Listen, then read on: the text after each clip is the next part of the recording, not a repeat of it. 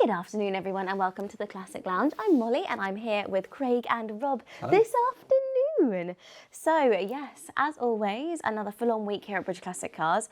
So, we've been thinking a lot about loads of different things this week. Things like sustainable fuel is one of the first things that I'd like us to have a little talk about today, because I feel like we've been thinking about it a lot recently, and new things are coming up, and it's quite exciting. Well, Rob's the best person to talk about this, because you have been talking about it for a long time, haven't you? Yeah, so I've written several articles about it on the website and things. I can't remember the first one I wrote. There was obviously something that happened and I wrote a story about it. I was like, oh, it sounds really cool. So reached out to P1 Fuels, who are, their headquarters are in Germany, I believe, but the team are all over the place. And I reached out to Jake, who's kind of the UK representative right now. So he did a talk in classics for us, and just speaking to him, I was like, this is like such a great product and great thing. So whether it's P1 Fuels or any of the other, e-fuels out there. So basically, the process with P1 is they use renewable electricity to make hydrogen, which they then add with carbon that's waste from whiskey distillation, and then they do some magic science to it, and then it becomes a petrol alternative, and it's fossil free. So the well-to-wheel rate sustainability is something like 77.8% or something. So it's not 100%, sustainable, but in terms of it's getting there. Yeah, because Jake popped in this week, didn't he? So he was talking. I'd never heard of is it well-to-wheel? Well-to-wheel, and that's basically that's the cost or of getting it over from wherever it's produced and how it's produced. Yes. He was sort of talking a little bit about that. Yeah, well, because I didn't realise. I think that apparently there's different colours of hydrogen or different types of hydrogen depending on how you create it or, find it. So the fact that P1 use renewable electricity keeps that well-to-wheel percentage down, whereas I think there are some people who have a similar product but maybe have a different type of hydrogen, so then that's what drops the percentage down. Got ya. I think it's the World Touring Championship. I think that's what's fascinating to me. I mean, you've obviously been talking about it to me for a long time, and with electric, everyone's talking about electric, and then they were talking about hydrogen, and we'd heard that hydrogen was the future, and everyone sort of said, oh, electric's not the future. You just never know. And then this came, you started talking about this, and to be honest, I kind of thought, well, I don't get it. It seems too good to be true that you can not have to change the car. You can put this essentially in an unleaded car and it runs. Yeah. And then we got invited, didn't we, to Vintage Bentley? Yes.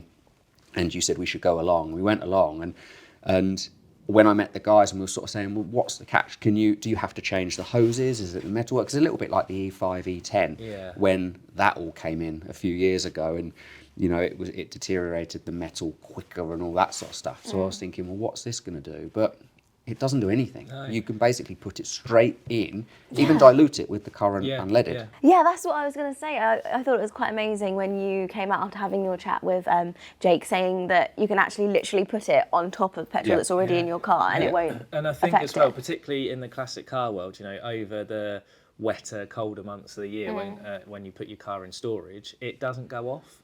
So you can put your car into storage for however many months, leave a full tank of fuel, and then it's ready to go. Well, that's it doesn't degrade. So when we spoke to Jake, what seems to have happened now with P1 fuel and a lot of these sustainable fuels is they seem to have got into the racing scene, don't they? So when we went to Goodwood the other week, they're all running on, every single car there was running on some sort of sustainable fuel.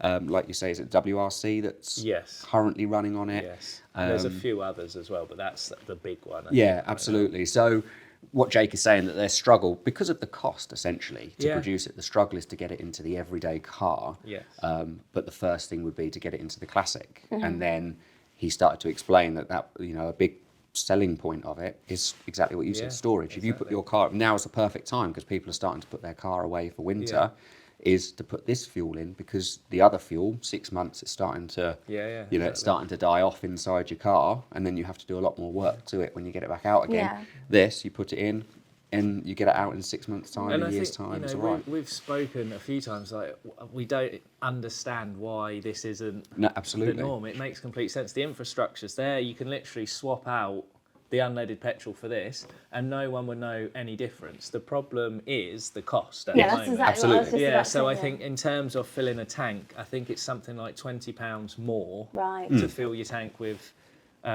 synthetic fuel than it is. Which I get, standard. putting that into your everyday car that you're using all day, every day, Yeah. that would be expensive. Yeah. But your classic car is a luxury, so maybe hitting the classic car market first Yeah. is a Yeah. good shout. And I Because thi- sorry, go so, on. but surely there's going to be a time when, because fossil fuels are running out, that fossil fuels are going to get more and more and more and more and more and more and more expensive. Yeah. Surely, Yeah, so yeah. then it will probably might even even it out a Well, little and bit. the more people that use this, the cost will come down. Yeah, You know, exactly, there'll be more production in Yeah. place. And one of the things that they said when we went to the talk is they stood up on the stage and said, I think it was Richard Hammond actually stood up on the stage and said that they're not trying to tell you not to buy an electric car. If that's the way you go, Yeah. buy an electric car. There is room in the marketplace for both. everything. Yeah. And Exactly. what they summed it up completely, your person who drives a £4,000 at the moment, your person who drives a £4,000 Astra in a few years' time is being scared into buying a £40,000-50,000 Oh, gosh, electric yeah. car because that's the only option. What they're saying is it's not the only option. Keep your car. keep your car and then put just this in change it. the fuel. And I Yeah. think that's it. You know, I've said loads of times that a greener or a sustainable automotive industry, it's not going to be a one size fits all. You know, there's going to be probably sustainable fuel. There's going to be hydrogen. There's going to be electric. There's going to be whatever else Yeah. comes, down the pipeline. So I feel like it's the first time when there's a specific fuel or a fuel company who are saying you don't have to use us, Yeah, but we we are can. a solution. You know, there's no sales or no forcing Yeah. of it on you. I feel like it's all steps in the right direction Yeah. to a more greener, sustainable classic car, modern car, motor world, because you've got all of, like you said, all these different avenues. There's electric, there's synthetic fuel, and hopefully it all kind of like merge together where all of these cars are being used in a correct way to kind of, I guess, just save the planet a little bit. Absolutely. But Yeah. also keep the cars that we love That we on have the road, already, without the waste of having to get rid of all these petrol cars. I mean, hopefully there'll be an alternative for diesel soon. Yes, I think they're working on it. Yeah, they're Yeah. working on it. Yeah. To try and save these cars, so we're not crushing these cars that are perfectly Fine. Yeah, absolutely. and then causing so much more waste. So hopefully it's all a step in the right So it was direction. a good meeting. Jake coming here was, Yeah, was really really good. good to learn more about it, and I think we'll be hearing a lot more about it soon as well, won't we? And what was really cool is when Jake was here, he was here just in time to watch us do the live draw as well. So we did the live draw of our Aston Martin DB7 Vantage, and it was won by a very, very lucky person. So this is the live draw for our Aston Martin DB7 Vantage. Good luck, everybody. I'm going to count down from 3. 3, 2, 1. Number 2,750. 2,750. Stephen Chesters. You have just won yourself an Aston Martin.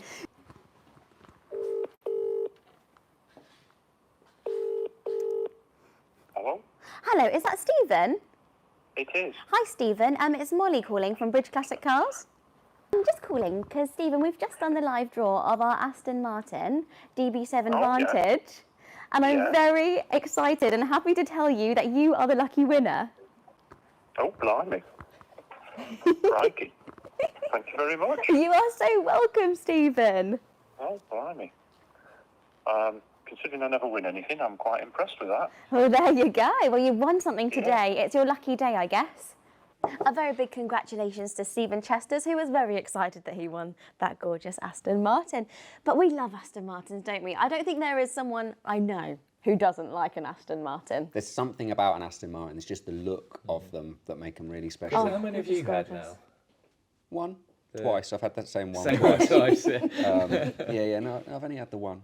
But it's really strange because as Bridge, we haven't seen an Aston Martin for, I mean, we're 20 years old now, probably 18 years of it. We never saw an Aston Martin. Yeah, we did. We had a AM V8 back in the old place that we used to service. But other than that, we weren't Aston Martin people at all. And then, I can't remember, did I get my DB9 before the DB2 came in? Yes. Did I? Yeah, I think so. Well, you're saying yes, Nick behind the camera is saying no. So I either did or I didn't. Yeah. Well, as long as I've been here, you had your Aston Martin. Right, yeah. So I got that because we've got a DB7 that belongs to somebody else in storage, and I've had that for many years. It's a manual, it's beautiful, and everyone sort of says the DB7 is a Jaguar underneath, but it just drives absolutely lovely. It's one owner from new, this car. Like I say, we just had it in our storage unit, but because he wanted me to drive it around the old Bentwaters site, I just fell in love with it. And then I was offered the DB9, so I took it and loved it. I used it as my everyday car. Then we gave it away as a competition because everyone said, want it as a competition, and I missed it. Yeah, I did miss it. And I would definitely have another one. I think they're really nice. But we don't work on the modern stuff here. Anything with computers and diagnostics, we don't tend to touch. But the classic stuff, we got one DB2 4 in, and then all of a sudden, we had loads of DB2 4s in. It's like the bus. You're waiting, and then they all come at once. Exactly. Yeah. So we've kind of become not specialists in it, but we've kind of got a good understanding, a bit like the Jensens were. A really good understanding of Astons now. I think it's nice with the 3 DB24s we have. They're all in a different state of restoration. Obviously, the Moonbeam is finished, ready to basically. go. Pretty much after testing, and then we've got the drop head coupe, and then the just the coupe. Yes, yeah. But the thing is, so it's the Moonbeam that got the second one in, which is, we affectionately call it Claret. So it was Moonbeam being on the website that the gentleman Godfrey, who owned the car, first of all, he saw that we were doing that one, and he just popped in one day and said, "I got one of them in the garage," and he'd owned it from pretty much day one. It's been sitting there forever. So that's how we acquired the second one, and then. A gentleman who, I'm just trying to think, so a gentleman came in, he saw on the website that we had these two, and he said, "Can you find me one?" So the third one, which is the drop head coupe, came over from Beverly Hills Car Club, I believe. It came over to us a couple of years ago, so that's how we've acquired all three. Yeah, well, if you want to see some more kind of behind the scenes of the making of us restoring these cars, Nick, who is videoing right now, has made some beautiful videos, and the next one you're going to see is the second in the series of our 1953 DB24, so take a little look.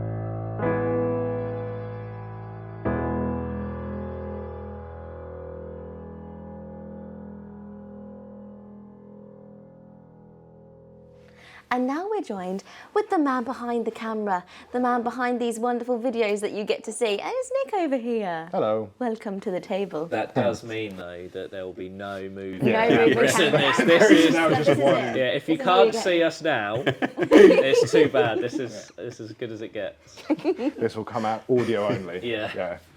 Now, I It'd be quite really... funny that. It's just top of our heads chopped off. Oh dear. We all go on about how easy filming is. It's like Nick's left the camera for 10 seconds. Well, It's all falling apart. when we were at Bewley doing the video, and it was really weird for me because I had to hand the camera over, and there's a sequence where it's me and you on camera, and basically everything's just filmed upwards, and the top You don't side heads are cut off. You don't like handing the camera over. I do you? really I don't. was going to do it last week. I went, Nick, go in front of the camera and just talk. I can't remember what it was to talk about.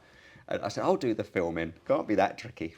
No, I weren't allowed. It was Me funny. and Molly made a video when we did the MG Cyber stuff. Oh, is that what that was? Yeah, Yeah. and it's It been was- about 2 months and Nick hasn't quite managed to find any good bits in it Yeah, yet. I think the problem was I was trying to do the sweeping motions he does with the dingly dongly thing, and it just kept flipping round the other way or like going. Yeah. So yeah, it Yeah. didn't quite go to plan. But I think I did pretty well with the Bewley video. Your face is in it, Most of it, yeah. I mean, the and it's the very least amount of my face possible in a video, the better.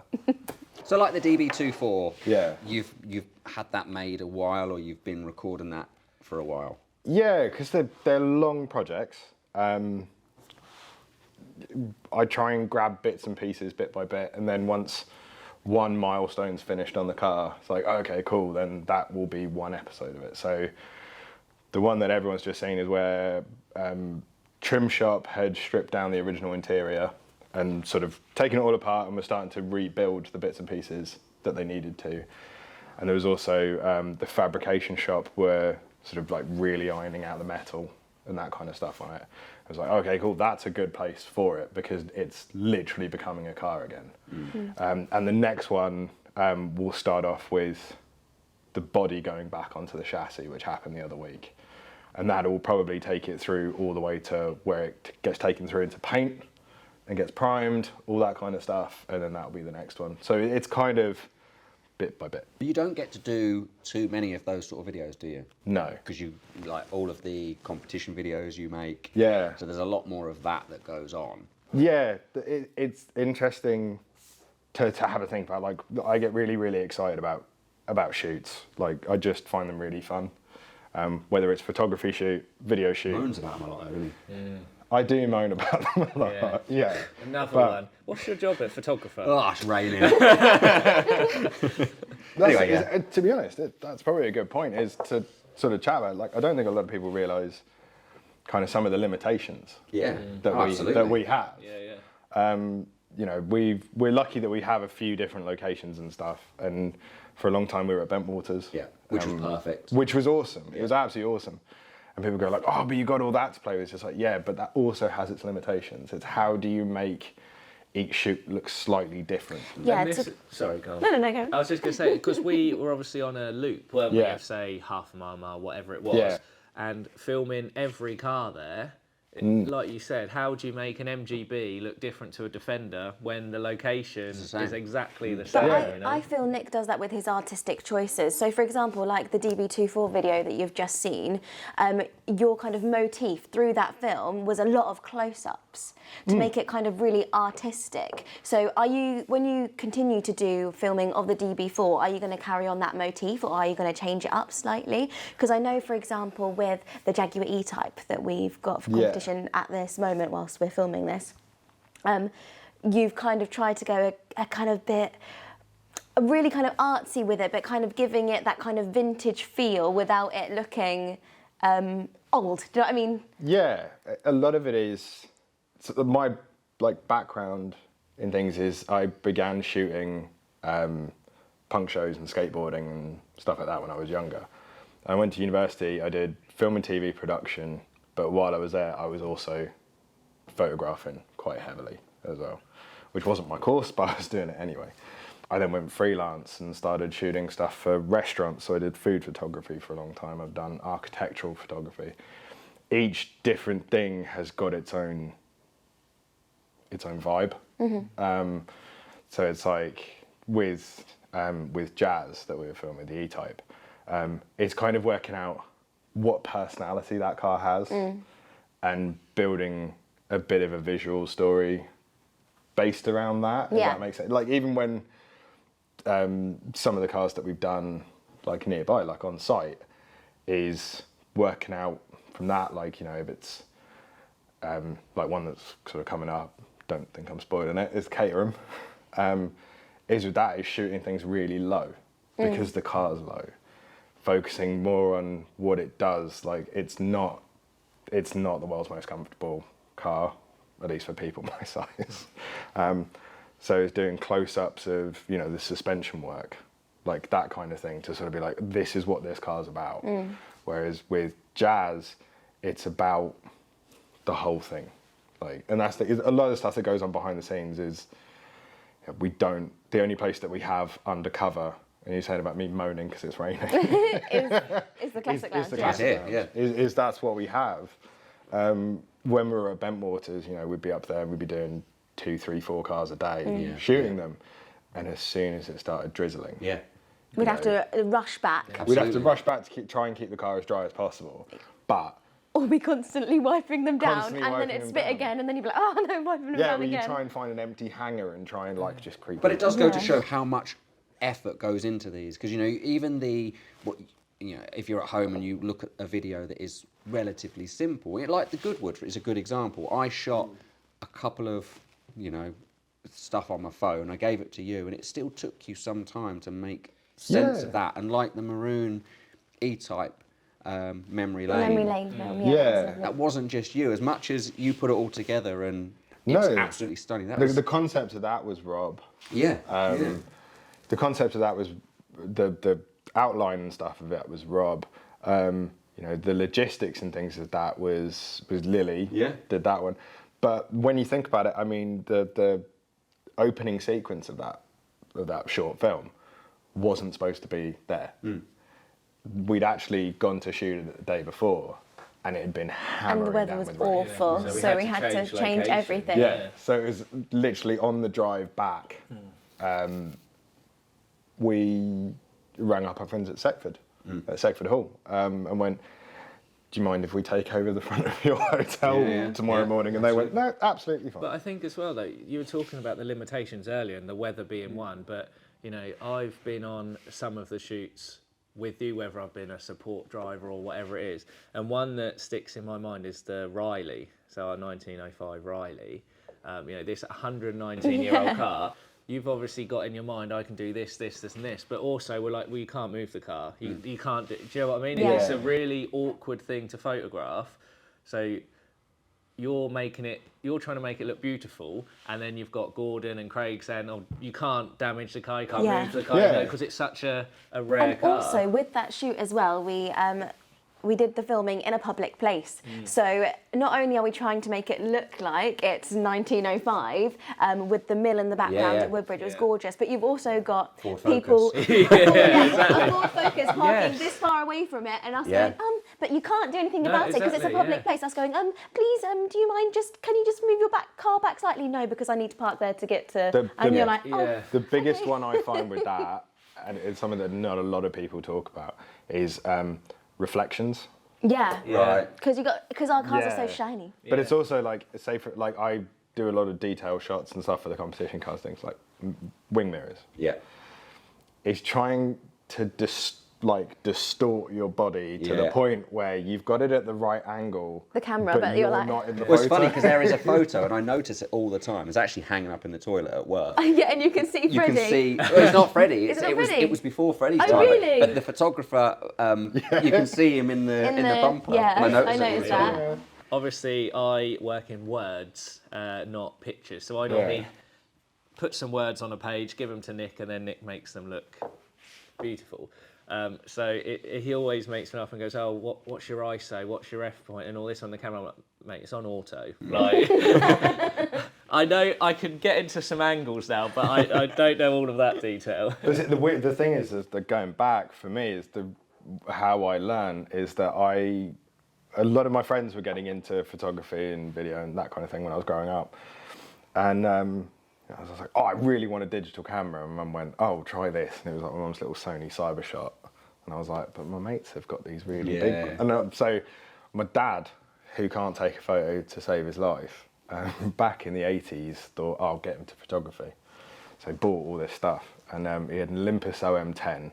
It's a film camera, it's 35mm film camera. And I learned to shoot on that. So whatever light sensitivity the film was, that's all I had. Like, that was it.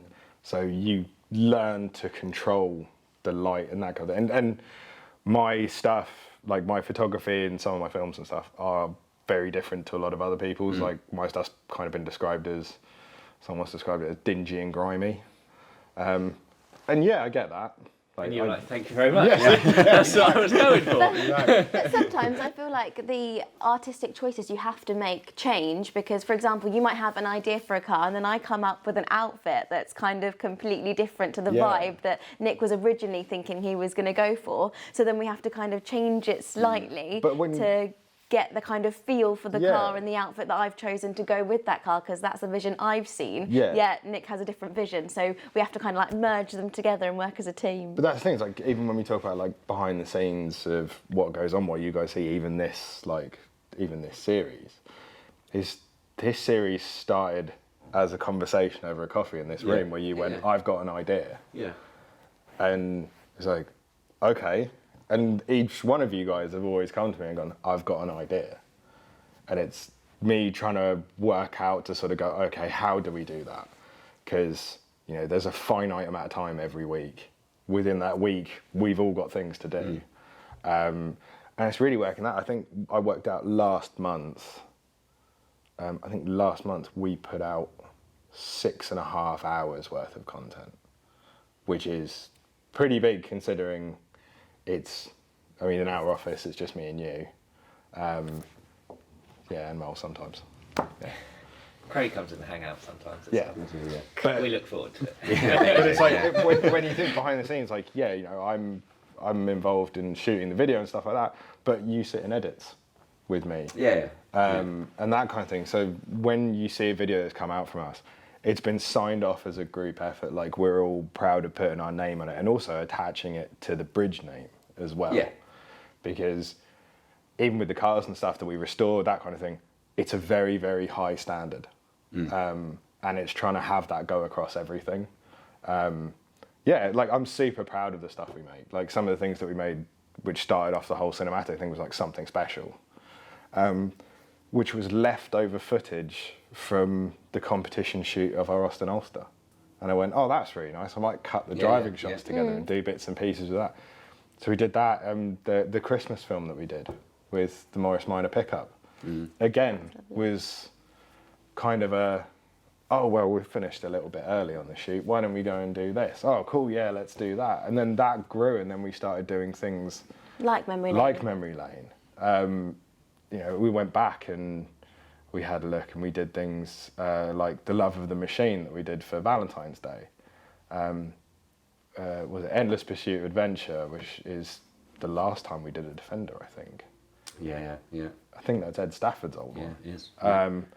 Is it's just, you know, doing things like that alongside the more informative stuff that we do in the web shop, like the DB2 series, dry ice blasting a Ferrari Dino, that kind of thing. So we do a lot of stuff. And it's like next week we're heading to the Imperial War Museum at Duxford. We're kind of here, there and everywhere. And that's one of the cool things about what my side of what I do. No 2 weeks are ever the same. No. Yeah. It's really cool. So if you want to see some more of Nick's amazing content and see us and Rob's and Molly's, don't forget. Mostly Nick's. And Craig's. It's all Craig's ideas. The editing bit. Yeah. But yeah, thank you so much for watching, guys, and we'll see you all next week for another chat about what we've been up to.